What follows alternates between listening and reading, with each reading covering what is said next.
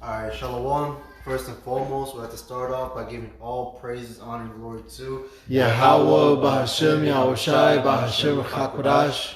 double honors to the apostles and elders of Great Millstone. Salutation to the Aki and pushing his word with truth and sincerity with charity. Alright, we're the brothers from Great Millstone, Chicago, coming at you with another lesson. Lord willing, it'll be edifying. And we just wanted to, hop on the topic on the saints of the Most High are going to take this kingdom. All right, there's not going to be no negotiation, because just like Esau, man, how he took this land by bloodshed, Yahweh Shai is going to return. His angels is with his elect. It's just his whole army is going to take over everything, man. He's going to take the power away from the heathens. All right, and his kingdom is going to be established. This is the book of Daniel, chapter 7, verse 18. It says, "But the saints of the Most High shall take the kingdom and possess the kingdom forever, even forever and ever." Because as the scriptures talk about, that Esau is the end of the world and Jacob is the beginning of it that followeth. When Esau's kingdom goes down, Israel's kingdom is going to go up, and it's never going to fall. It is going to be the last captivity that the Israelites are under. This is Revelations 13:9. It says, "If any man have an ear, let him hear. He that leadeth into captivity shall go into captivity. He that killeth with the sword must be killed with the sword." Here is the patience and the faith of the saints. And Esau Edom is what? He's known as a bloody man. His blessing is the sword. So since he did all this with, taking of things that are not his, oppression and all that with the sword, well, guess what? The Lord is gonna come back after him. When he gets destroyed with the sword as well. With great destruction.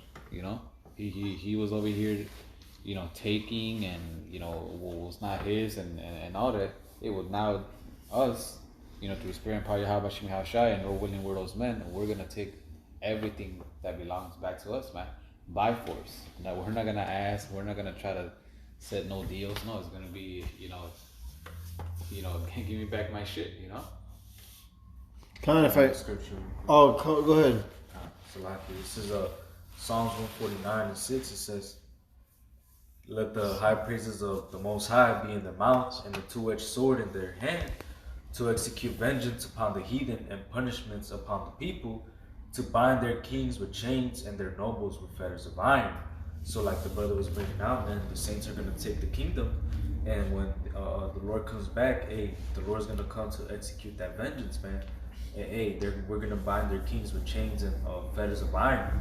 We're basically going to put them into captivity. They're going to get judged, like it says in Revelation, the 13th chapter, It says, verse 9, "To execute upon them the judgment written, this honor have all his saints. Praise ye the Lord." So it's going to be an honor to partake in this judgment, man. So...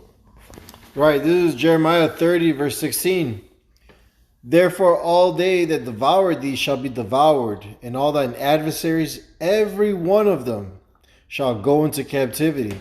And they that spoil thee shall be a spoil, and all that prey upon thee will I give for prey." What nation has not had a part of us, man? First Maccabees 2:10. All these heathens have touched us, man. All right, they've placed us in captivity. They oppressed us, and now we're under the worst oppression under Esau Edom. But guess what? They're all going to pay. See, we get chastened because we're the sons of God. All right, the Lord loves us, so he's correcting us. But these heathens, he just waits, man. He's long-suffering towards these heathens. He's like, all right, I'm going to judge you all at once at the end. And that's the time we're approaching, man. The Lord's going to fuck up these heathens, man. And he's going to use his men, That's right. making us into sharp threshing instruments, having teeth, like a lawnmower, just cutting these motherfuckers up.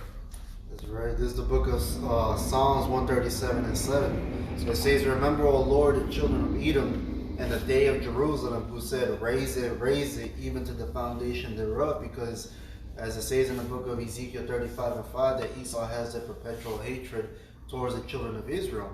He loves to shed our blood, and look how much blood he has actually shed. But the Lord's going to repay him with that blood. It says, verse 8, it says, "O daughter of Babylon, who art to be destroyed, happy shall he be that rewarded thee as thou hast served us. Happy shall he be that taketh and dasheth that little one against the stones." And also, hey, it's gonna be a glorious thing to see that, man. Because what is it in the book of First Thessalonians? It's a righteous thing in the sight of the Lord to recompense them that troubled you. You know, so the Lord's gonna take great joy knowing that his children are finally gonna get their vengeance, man. You know, no longer are the heathen and Esau gonna shed the blood of the children of Israel anymore. That's right.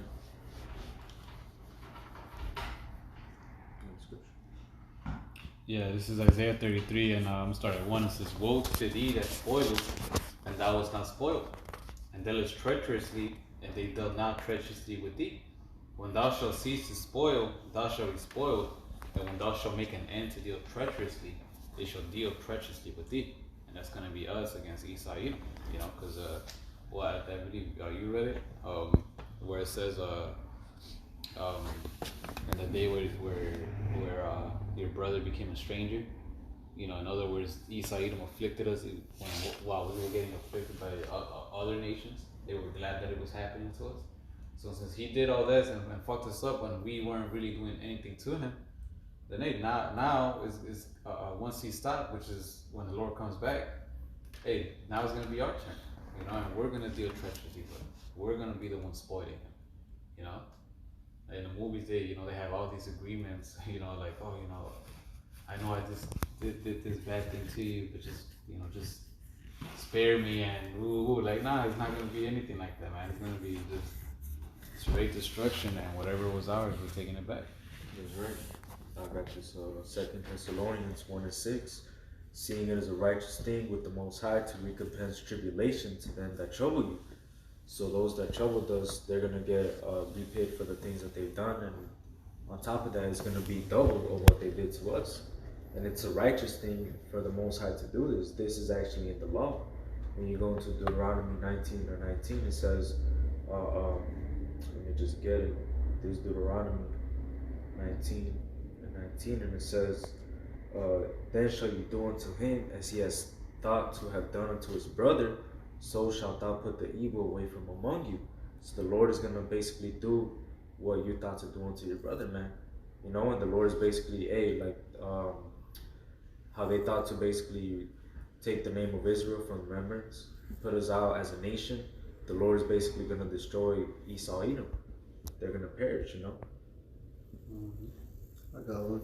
This is the book of Ezekiel, chapter 25, verse 13. Therefore, thus saith the Lord Yahweh, I will also stretch out my hand upon Edom, and will cut off man and beast from it. I will make it desolate from Teman, and they of Dedan shall fall by the sword. And I will lay my vengeance upon Edom by the hand of my people Israel, and they shall do in Edom according to mine anger, and according to my fury, and they shall know my vengeance, saith the Lord Yahweh. And so the Lord is going to make it well known. He's going to give his servants that power, man. They're no longer, like the scriptures talk about, they're no longer going to be fishermen, but they're going to be turned into hunters. All right, hey, setting up judgment upon the heathen and Esau. Mostly Esau is going to catch all that hell, man. You know, because hey, his kingdom is going to go down, and he's going to turn into the basis of men. The basis of men, how it says in Isaiah 14. It says that all the nations shall look at him and say, "Is this the man that made the earth to tremble, that did take down kingdoms?" Roughly paraphrasing, you know, because his power is going to be taken away, man. That's right. This is 1 Corinthians 15:20. It says, we'll start at 23. It says, but every man, 1 Corinthians 15:23, but every man in his own order, Hamashiach, the first fruits, after they that are Hamashiach that is coming. Then cometh the end, when he shall have delivered up the kingdom to Yahweh, even the Father, when he shall have put down all rule and all authority and power, for he must reign till he had put all enemies under his feet. You know, so and that doesn't sound like pleading, man. That sounds like the Lord is just coming and to take over. You know, I see. What's that saying? I came, I saw, I conquered. You know, that's what the Lord is going to do when he comes back. You know, until he delivers everything back to Yahweh the Father. You know, and everybody else, especially Esau Edom, is under his feet. You know, so hey, again, the saints are going to take the kingdom by force. You know.